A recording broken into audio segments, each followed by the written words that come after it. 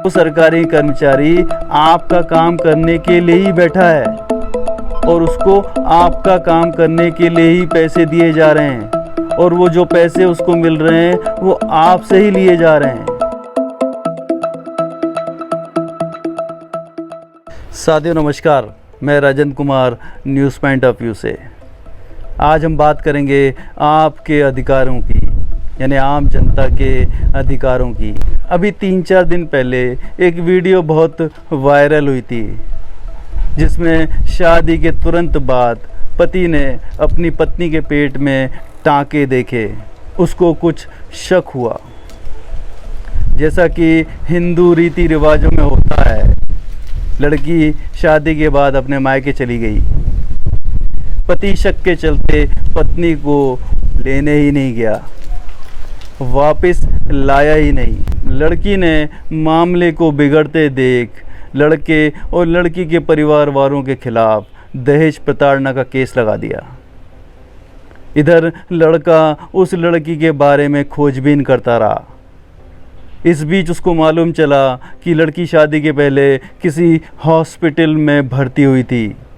पति ने वो हॉस्पिटल का पता लगाकर आरटीआई के माध्यम से जो जानकारी निकाली तो वो अचंभित रह गया। लड़की शादी के पहले 3 माह के गर्भ से थी और उसने उस सरकारी अस्पताल में गर्भपात कराया था।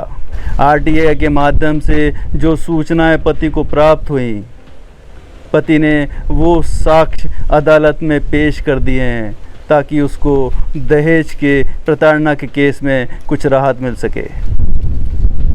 यह है आरटीआई की ताकत, यह है सूचना के अधिकार अधिनियम की ताकत। आप किसी भी सरकारी कार्यालय से किसी भी तरह की सूचनाएं हासिल कर सकते हैं या प्राप्त कर सकते हैं। पहले तो आम जनता को अपनी गुलामी की मनोदशा से बाहर आना होगा। मैंने देखा है किसी भी सरकारी कार्यालय हो, तहसील का ऑफिस हो, पंचायत हो, नगर निगम कार्यालय हो, आदमी सरकारी मुलाजिमों को सरकार और मालिक कह के पुकारता है। दबा दबा सा रहता है, झुका झुका सा रहता है। कई लोगों को मैंने उखरू बैठे हुए ज़मीन पे देखा है।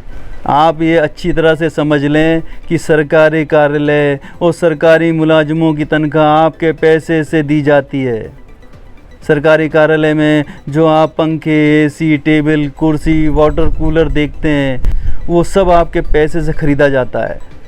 आप मालिक हो, आप मालिक की तरह व्यवहार करना सीखो।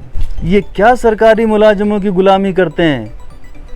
आप उनके गुलाम नहीं हैं, वो आपके गुलाम हैं। आप मालिक हो सरकारी कार्यालयों के। आपके पैसे से सरकारी मुलाजिमों को तनख्वाह मिलती है।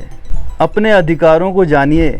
मैंने लोगों से बात करी है, कई जो गरीब हैं, जो अशिक्षित हैं, ग्रामीण इलाकों हैं, उन लोगों का सोचना है कि वो टैक्स तो देते ही नहीं हैं। ये उनकी बहुत बड़ी गलतफहमी है।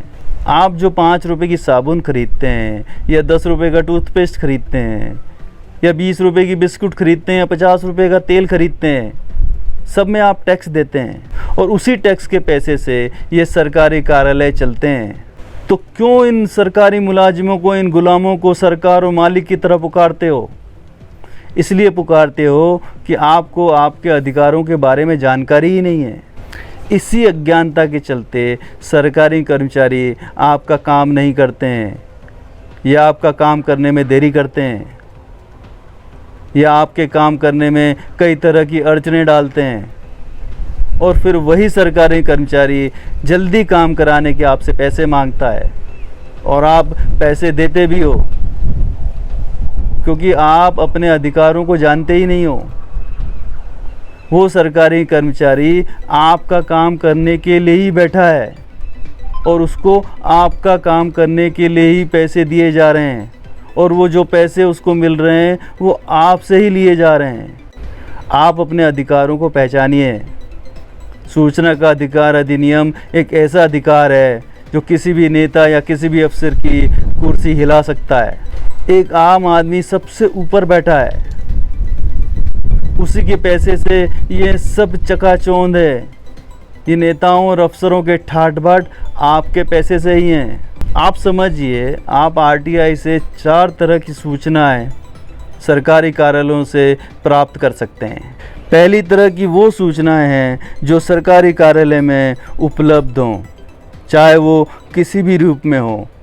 जैसे उदाहरण के लिए आप इस अधिनियम का इस्तेमाल करके अभिलेखों, फाइलों पर लिखी टिप्पणियों, मेमो, ईमेल, मतों, परामर्शों, प्रेस विज्ञप्तियों, सर्कुलरों, आदेशों, लॉग बुकों, अनुबंधों, प्रतिवेदनों, सीडी, सीसीटीवी फुटेज की रिकॉर्डिंग आदि जिस भी तरह से सूचनाएं हों उसकी सत्यापित प्रतिलिपि आप आरटीआई के माध्यम से हासिल कर सकते हैं। दूसरी तरह की सूचनाएं में आती हैं सरकारी आदेश या निर्णय, जिसकी सत्यापित प्रतिलिपि आप आरटीआई का उपयोग करके प्राप्त कर सकते हैं।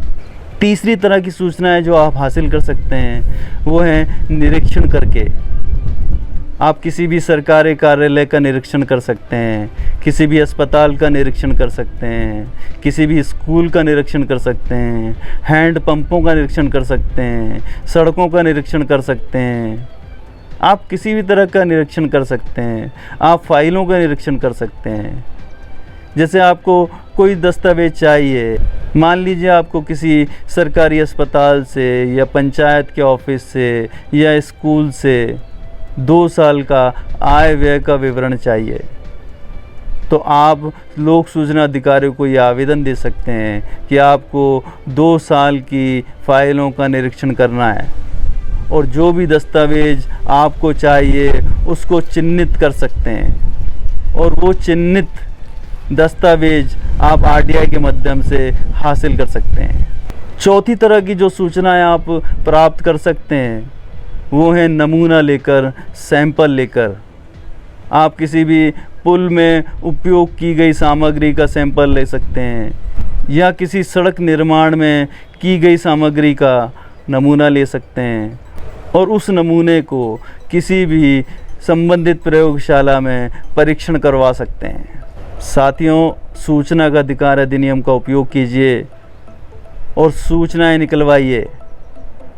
आपकी जागरूकता ही इस देश से भ्रष्टाचार को कम कर सकती है, सरकारी कामों में तेज़ी लाई जा सकती है। अगले वीडियो में मैं आपको बताऊंगा कि आरटीआई का कैसे प्रभावशाली रूप से इस्तेमाल किया जा सकता है। तब तक नमस्कार।